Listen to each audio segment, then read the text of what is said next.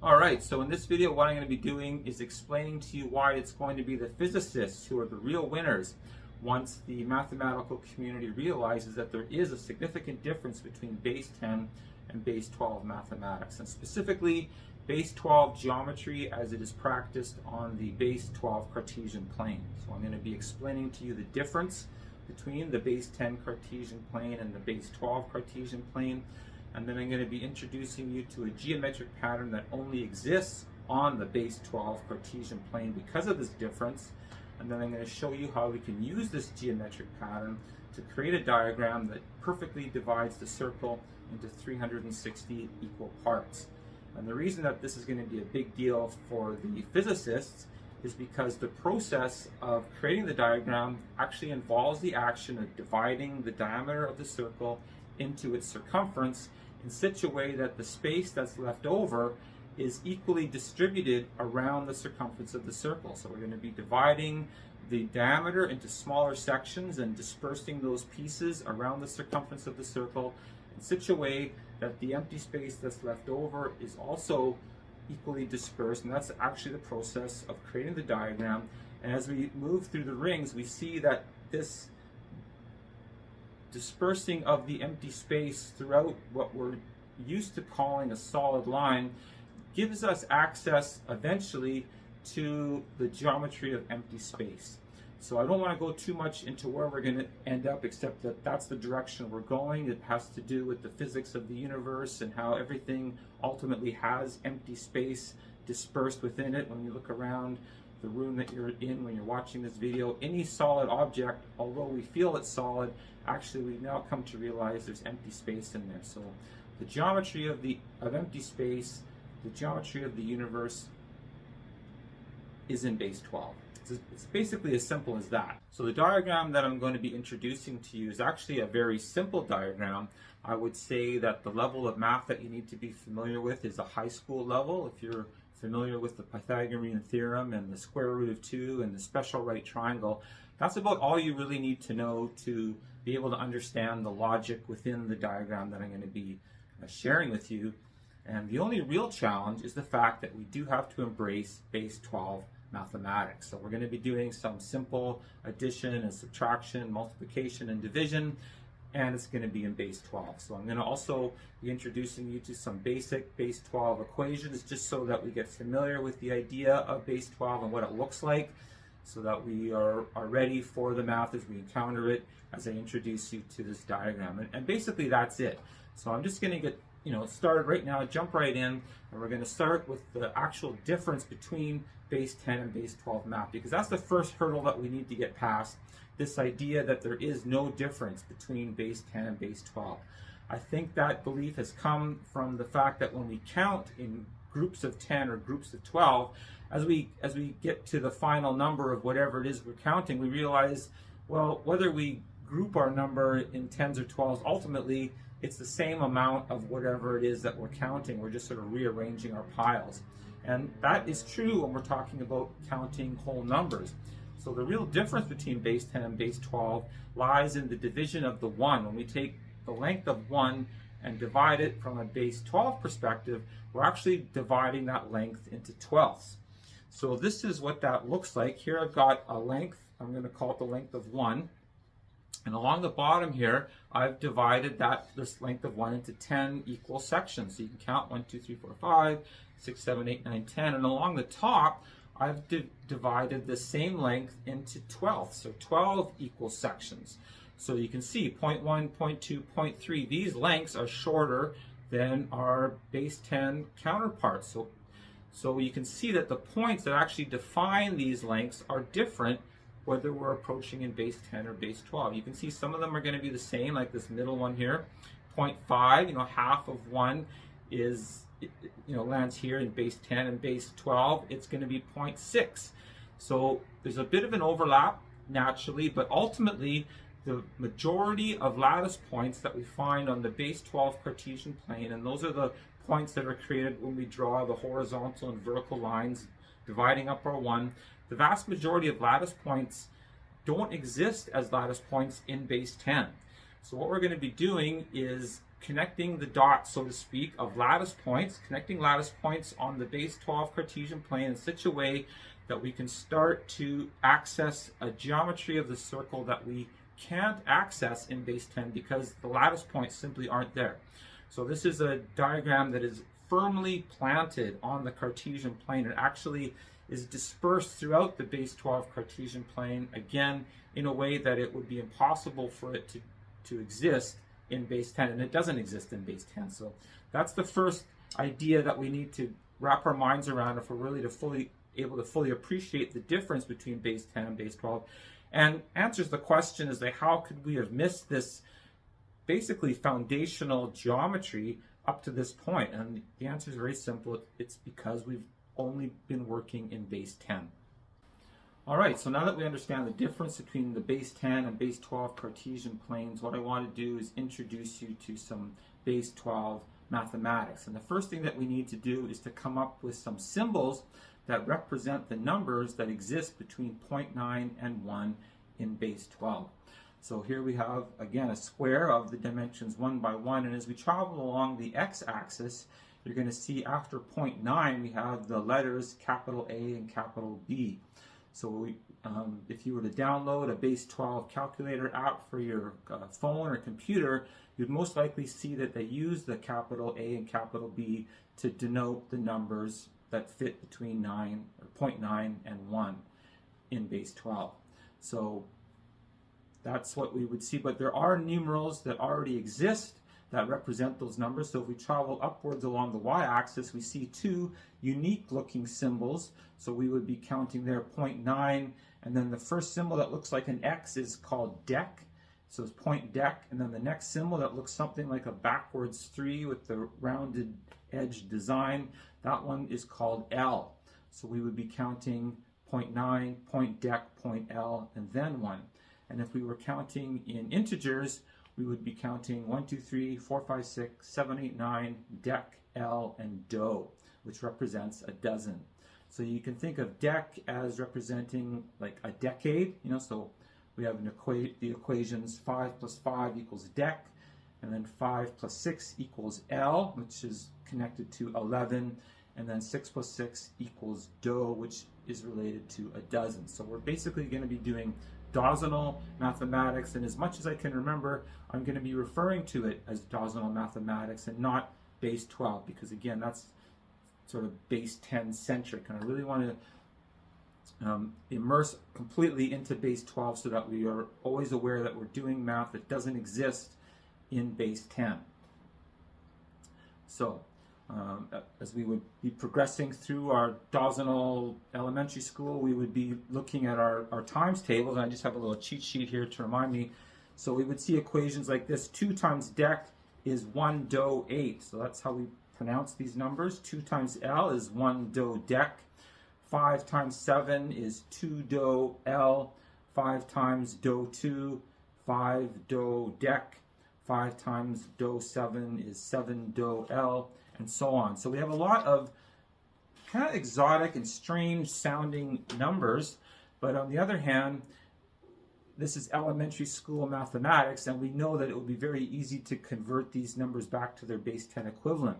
So I want to remind you that although we can do that with the integers, if we were to be looking at these equations with decimals in them, 5 times do 7, or 5 times 0.17 equaling 0.7 L, you can't convert that into a base 10 equivalent. Those numbers just don't line up. So I really want to reiterate that fact.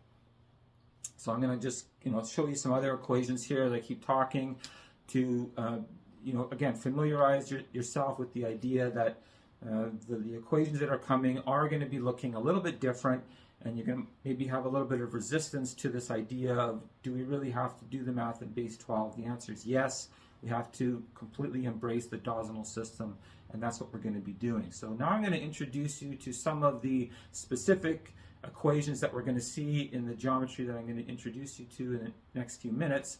So we're going to be seeing 5 squared. So in base 12, 5 squared is 2 do 1, and 7 squared is 4 do 1. So 0.5 squared is going to be 0.21, 0.7 squared is 0.41. So those are going to be relevant equations to come. We're also going to be dealing with the length of 0.96. So 2 times 0.96 is 1.7, and 0.96 divided by 2 is 0.49. And we're going to be doing the equation 5, or 0.5, subtract 0.49, or subtract 0.49 from 0.5. The answer to that is 0.03.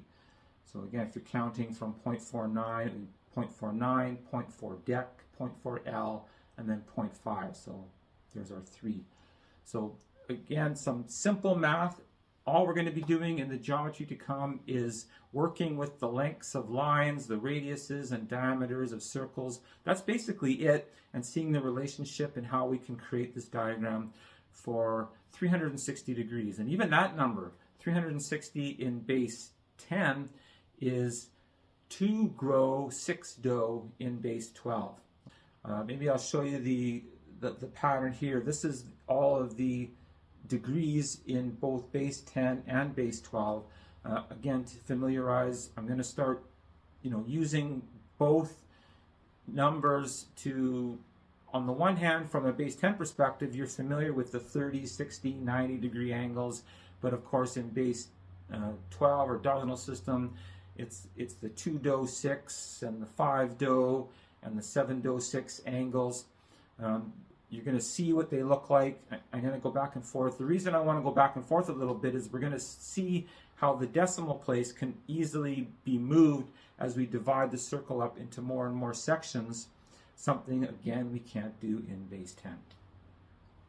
All right, so I think that's enough of that. Now I think it's time.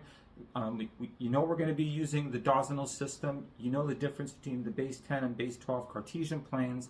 Now it's time for me to introduce you to the base 12 dodecagon.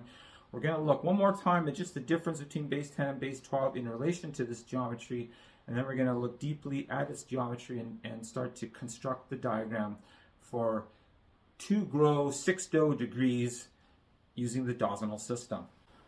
Alright, so here is the pattern that I've been talking about. You can see it is a dodecagon, and it's a 12-sided shape, and I'm drawing it here on graph paper where we have an x and a y axis, but there's no line that defines the one. So it's kind of sort of a generic a graph, and we can see that it's not just one ring of the dodecagon pattern, but it's a series of rings. And if we were to approach this in any base at this point, we would be able to quickly calculate or figure out that the sections of dodecagon, the individual units of the perimeter, are lengths of 0.5 root 2.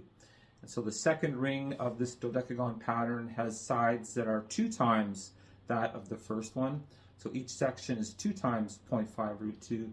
The third ring has sections that are the length of 3 times 0.5 root 2, and so on. If we were to approach this shape, again from a base 10 perspective, we're going to do it one more time. We would draw our lines where we go over 10 and draw a line, and that would be our defining length of 1. And that diagram would look like this, where we see that the dodecagon pattern is actually sitting outside of the 2x2 box, and the dodecagon is sitting outside of that box. So now if we were to approach the same pattern from a base 12 perspective, we count along our x-axis 12 little squares, and we put our line there. And you can see that now the points which define the dodecagon are actually sitting on the lines which define the 1, the 2, and the 3, etc. All right, so my last example here as we go away from the comparison is we see 2 dodecagons side by side where they're both drawn on graphs where the one is the same size, but on the one side we're dividing our 1 into tenths, on the other side it's twelfths. So both dodecagons have lengths that are the length of 0.5 root 2 in their respective bases, and we've seen that the length of 0.5 is longer in base 10 than it is in base 12, so the dodecagon is actually bigger. So one last time, we can see the difference here between base 10 and base 12, and that the shape is actually larger when we approach it from a base 10 perspective. So that's why it doesn't have the same impact or relationship to the 1 as it does in base 12. So we're going to stop with the comparisons now. We're going to leave base 10. We're going to completely immerse ourselves in the Dozenal system, and we're going to analyze this base 12 dodecagon now, just as if we were being introduced to it in our base 12 or our Dozenal high school class. Okay, so here we go, the base 12 dodecagon from the point of view of Dozenal mathematics. Okay, so the first thing I'm going to do is simply give you the coordinates of the points which define our Dozenal dodecagon. So here's what that looks like. I've labeled them from A to L. So the coordinates of point A are going to be going along the x-axis. It's 1.1 and the y is 0. Our B is going along the x-axis, the length of 1, and then we go up the distance of 0.7. And then we basically repeat that pattern. We go up the length of 1 and over 0.7 for C, and then the D is, the Y is 1.1, the X is 0, and we go all the way around. So those are the 12 points, or the DO number of points, that define this dodecagon pattern. So we just want to confirm that all of the sides are the same length, the length of 0.5 root 2, so we can draw some little triangles in here. It's quite easy to see that the line that's perpendicular to our 45-degree line is the length of 0.5 root 2. We have a triangle where both sides of the right angle are the length of 0.5, so the hypotenuse is 0.5 root 2. So what about our other little triangle? So there we have a length of 0.1 and then 0.7 either side of the right angle. So 0.1 squared is 0.01, 0.7 squared is 0.41. So we're applying the Pythagorean theorem, a squared plus b squared equals c squared. So our c squared is the length of 0.42 when we add those two sides together. So c is the square root of 0.42. So is that the same as 0.5 root 2? So we can figure that out. 0.5 squared is 0.21. So square root of 0.21 multiplied by the square root of 2 does indeed equal the square root of 0.42. So we can see that all the sides are the same length. Okay, so now what we want to do is connect those points with lines going through the center of our dodecagon pattern, and we can see that the slopes of these lines are quite easy to calculate. Basically, it's 1 over 0.7 or 0.7 over 1, depending on which line we're looking at. And so what we want to do now is see what the relationship is of these lines, specifically the line where we're going over 1 and up 0.7. What's the relationship of that line to the 30-degree line, or the line that's formed by the special right triangle with the angles 30, 60, 90, or again in the Dozenal system that's going to be the 2 do 6, 5 do, and 7 do 6 degrees. Okay. All right, so we know the proportions of that triangle. The base is the square root of 3, the other side is the length of 1, and the hypotenuse is the length of 2, or the square root of 4. So what are the sides of the triangle that's formed in our dodecagon? So we know that the length of 1 squared is 1, 0.7 squared is 0.41, so the hypotenuse becomes the length of the square root of 1.41, again using the Pythagorean theorem. So if we convert our special right triangle to a triangle with the base of 1, what we want to do to create that triangle is divide all of the sides by the square root of 3. So square root of 3 divided by the square root of 3 is 1. And then our length of 1 divided by the square root of 3. The square root of 1 divided by the square root of 3, our other side there, becomes the square root of 0.4. Then our hypotenuse is going to be the square root of 1.4. So we can see that the length of square root of 0.4 is going to be a little bit shorter than the length of the square root of 0.41.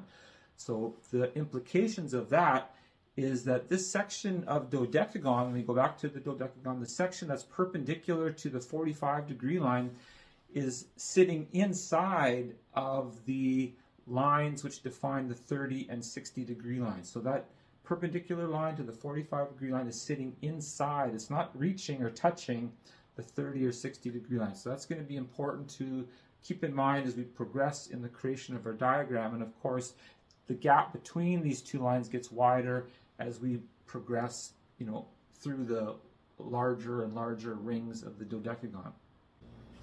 Okay, so you now have enough information, or we have enough information to start the construction of our diagram. And so if this was being presented as a proof, which basically it is, my first given is that we can dissect or create a diagram or use geometry to divide our initial circle into 24 sections from a base 10 perspective, or 2 dou sections from a base 12 perspective. So that's basically, we would use this geometry right here. So this is a very simple geometric pattern to create. I'm not even going to show you how to do it. I'm sure you can figure it out for yourself if you're not familiar with this. And I don't even know what really to call this other than the seed of life diagram or a torus diagram. I don't think it really has a specific name in mainstream mathematics, and I'm not really sure why. It seems to be a little bit overlooked as far as I can tell. I might be missing something, but this is the pattern that initially divides the circle perfectly again into 24 equal sections. So that's our first given, and we're going to use this geometry here as the backbone, so to speak, for our diagram. We're going to be working off these lines to further divide the circle. And actually, I just want to point out how, again, in terms of the difference between base 10 and base 12, when we look at this diagram, when we're approaching it from a Dozenal perspective, we know that the formula for the circumference of a circle, so let's give it the radius of 1, half of that circle is 1 unit of pi, or 1 length of pi.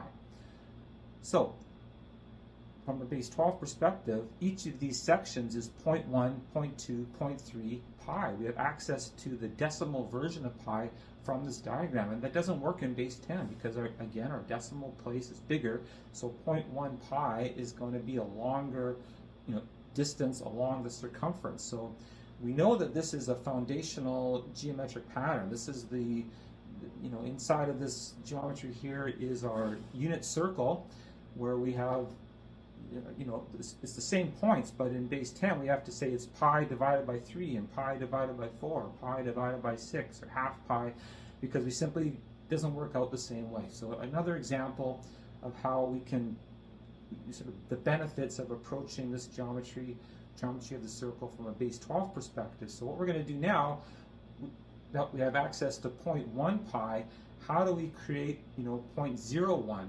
Or in base 12, that 0.1 is dou 3 degrees. So how do we get to 1.3 degrees, again, using Dozenal geometry? So we're going to use this dodecagon pattern I'm introducing you to find the answer to that question. How do we further divide the circle, get these decimal places smaller and smaller? That'll be our next stop in the diagram. I'll point out to you when we reach that place where we've divided this, again, 1 dou 3 degree section into 1.3 degree sections. Okay, so now we're going to go back to the first ring of our dodecagon pattern, and we're going to look at the geometry there a little more closely. We're going to look at the length of the line that is going from the center point of the dodecagon, the 0, 0 coordinate, to the point as we travel along the 45 degree line, where that line intersects the section of the dodecagon that is perpendicular to that line. So we can see here the length of that line is 0.96 root 2. So there's the 0.96 that I was referring to earlier. And I just want to mention that we are going to be building this entire diagram out of units of square root of 2. So we're going to be working in units of square root of 2. This initial length here is the length of 0.96 root 2. So the total length across the first ring of our dodecagon is going to be 2 times 0.96 root 2, which is 1.7 root 2. So what we're going to do now is convert that section of line, or that section of diameter, into a circle, or a smaller circle, where its diameter is the length of 0.96 root 2. And so its radius, the radius of this circle here, is half of 0.96 root 2, which is 0.49 root 2. So that's the radius of our smaller circle. And I showed you that equation earlier, so again, base 12 math.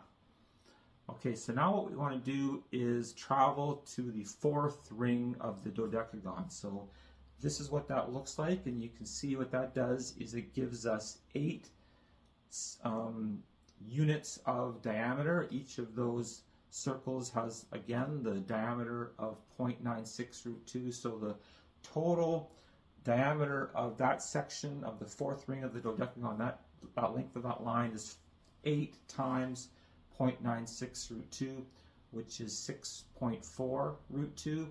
And so half of that, or the radius of that circle, is going to be 4 times 0.96 root 2, which is 3.2 root 2. So that radius of 3.2 root 2, that's the radius of our first ring of the diagram. And so each ring of the diagram is going to be built in sections of 3.2 root 2. So the second ring of the diagram is going to have a radius of 6.4 root 2. The third ring is going to be 9.6 root 2, and so on. So what we want to do now is just convert that 3.2 root 2 into a complete square root. So what we do is we simply square 3.2 and we get a.04, or dec 0.04. Multiply that by the square root of 2, we get the square root of 108.08. So that's going to be again, that's the radius of our first circle, and again, each ring is going to be in units of that. So I'm going to show you a table now of all 30 rings where we have the radiuses of those each ring of the diagram. Okay, so that's what that looks like. I'm showing you as units of 3.2 root 2, and then also as units of the square root of 108.08. Okay, so that's what that looks like. All right, so we're now getting to the point of actually creating our diagram. So the first thing I want to do is start labeling some of these circles, or giving them names. So I want to start with the circle that we were just looking at, the one with the radius of 3.2 root 2. I want to be calling that our main circle. So the main circle is the one that each ring is built upon, and all the rest of the structure is hanging on our main circle. So the next circle I want to introduce you is this one here. This white circle I'm going to call our unit of circumference. And you may have noticed already in the diagram when I've been showing it to you behind me here that each ring of the diagram is actually made up of these units of circumference. So these units of circumference, their center point is anchored on our main circle for each ring of the diagram. And inside of our unit of circumference, we have these two smaller circles. These I'm going to call our D circles, and the D stands for diameter, and these are the sections of diameter that originate from dividing up the diameter of our main circles. So again, these smaller circles here have the radius of 0.49 root 2 and the diameter of 0.96 root 2. So what's the diameter of this unit of circumference? Well, in order to figure that out, we're going to travel to the fourth ring of the dodecagon, and that's where we're going to build the first ring of our diagram for 360 degrees. So we're going to travel along the 309 degree line to the point where it intersects the dodecagon, and from that point of intersection we're going to travel along the dodecagon the length of 0.5 root 2, and then we're going to draw a circle, one of these D circles that have the radius of 0.49 root 2. So here are all the coordinate points defined by the geometry that we're doing right now. So you can see everything again is defined by actual lattice points that exist only on the base 12 Cartesian plane in that particular configuration. And now I'm going to show you what this looks like when we try to calculate the gap between these two D circles. So we're basically subtracting the length of 0.49, the radius of these circles, from the length of 0.5, which is the distance from the center of our unit of circumference to the midpoint here, and we get a gap between these two circles of 0.06 root 2, which is 2 times 0.03, and we can see that the gap on either end of our unit of circumference between its circumference and the circumference of the small circle is the distance of 0.03 root 2. All right, and so the final step in creating our unit of circumference is to place our compass on the point that is again defining our main circle where the 309 degree line is crossing our dodecagon, and we set our compass to the length of point dec root 2, which is 2 times 0.5 root 2, and we draw our circle, and so the diameter of that circle, the diameter of our unit of circumference, and all the units of circumference is 1.8 root 2. Okay, so that's how we create our unit of circumference, and this is what that looks like now, where we're able to actually do that process 4 times on the 4 corners of our dodecagon pattern, so to speak. And now what we want to do is answer the question, how do we do that same process for the remaining empty spaces around our circle? How do we create or divide the diameter of our main circle 2 more times into its circumference? Now, we need to do some rearranging of the structure of the dodecagon so that we can create some D circles on either side of the 1 do 3 degree line and all the remaining degree lines in such a way that they have the same relationship that the 2 D circles have to the 3 do 9 degree line. So how do we do that? Well, the first step is to draw another circle. And I'm going to call this circle our O circle, which stands for outside, because we're going to draw another circle that is just outside of our main circle. And the points which define our outside circle, or our O circle, are the ones that also define the center points of our D circle. So we've got 8 points, again, lattice points, which are going to define our second circle, our O circle. This is always the second step for each ring of the diagram, is to draw the circle upon which we're anchoring our D circles. So it's a pretty easy process. We've got those points. We can simply draw the circle. But what we want to do now is just calculate the radius of our second circle. We know our main circle has a radius of 3.2 root 2. What's the radius of our O circle? All right, so calculating the radius of our outside circle is quite a simple process. We're going to approach it using the Pythagorean theorem, where we create a triangle. The A side is the length of our radius for our main circle, and the B side is the length of the square root of 0.42, which is our length of 0.5 root 2. We square them and add them together, and we end up with the C side being the square root of 1 do 8.4a, or 4 dec. Remember, the A and dec are the same number, the same symbol for that number.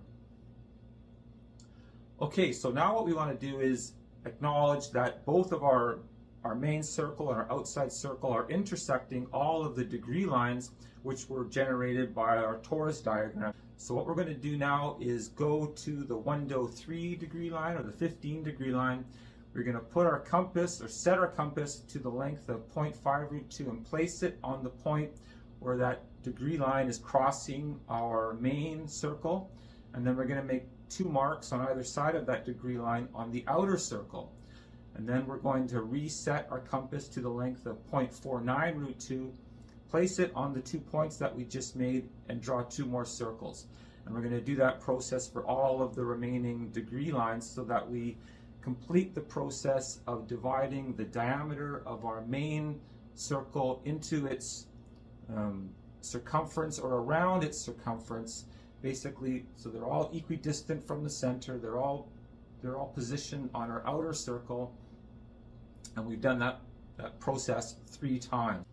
All right, so what I would like to do now is the mathematical version of the process that we just went through, which was dividing our diameter of the main circle into the perimeter of the dodecagon. What happens when we do that equation?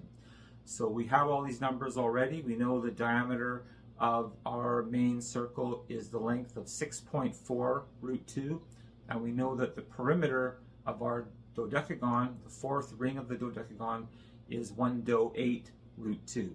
So when we do that equation, we see that it goes 3 times, and 3 times 6.4 root 2 is 1 do 7 root 2. So subtracting 1 do 7 from 1 do 8, we have as a remainder 1 unit of the square root of 2.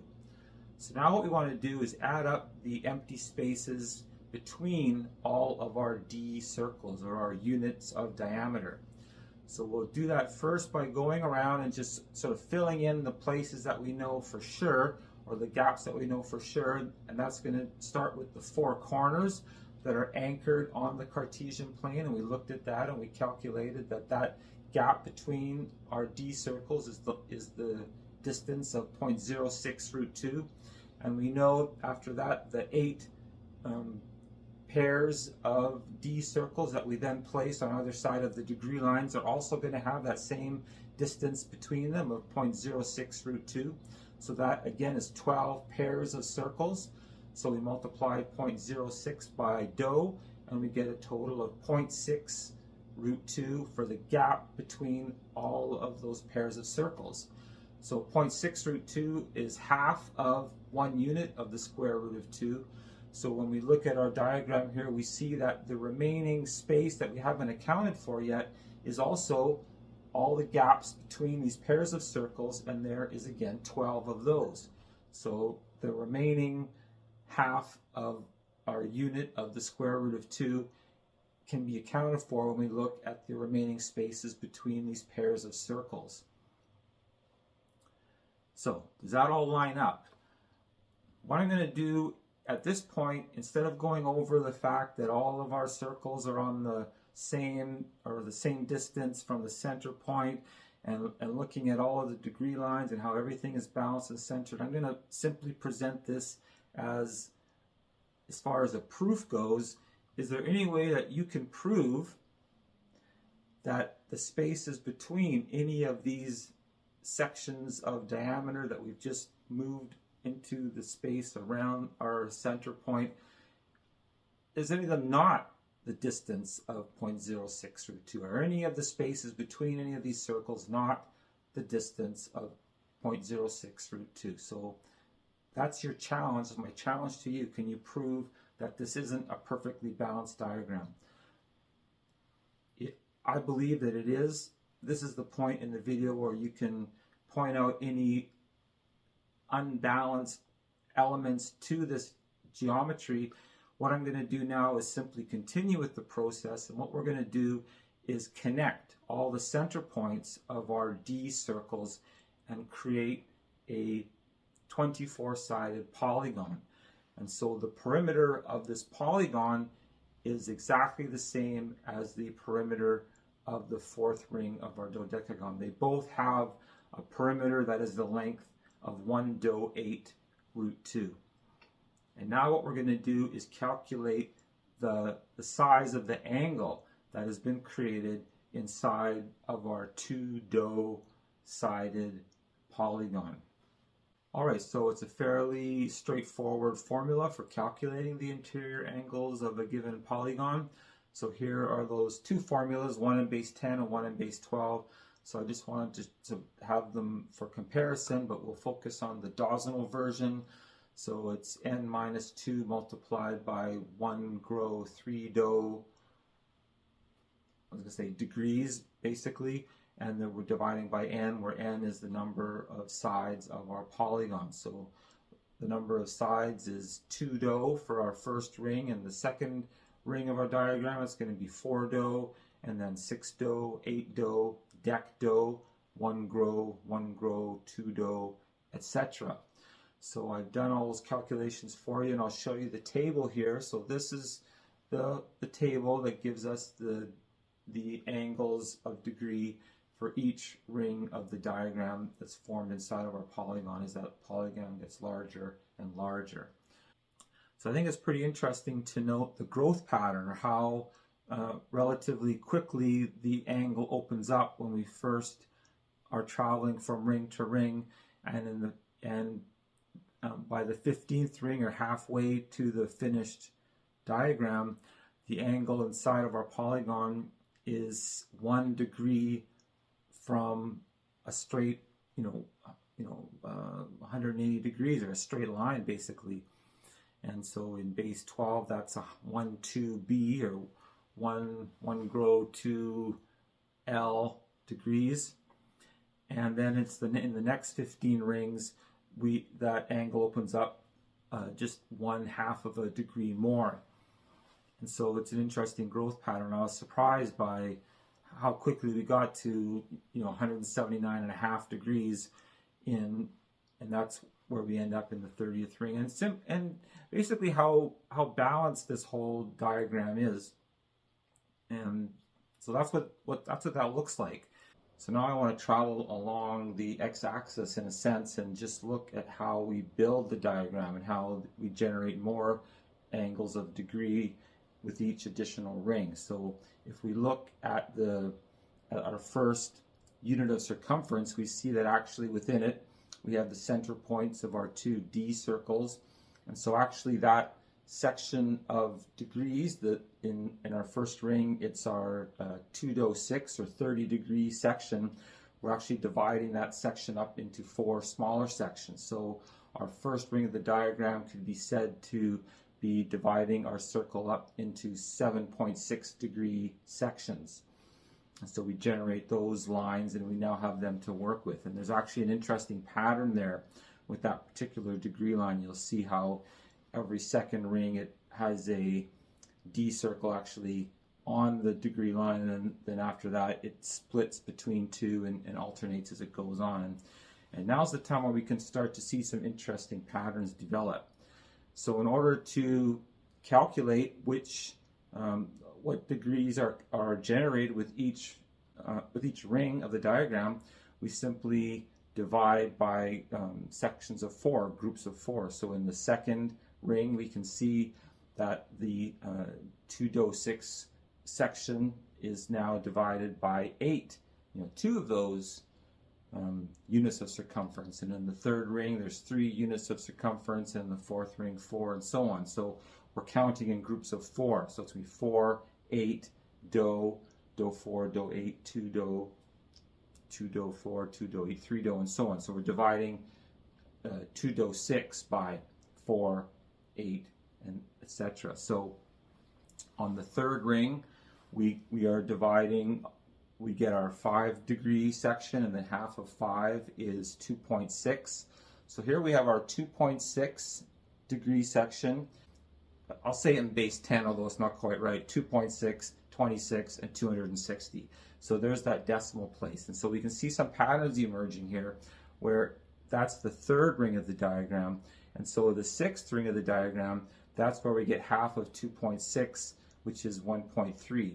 And then in the 12th ring, we get half of 1.3. And then in the 24th ring, we get half of that.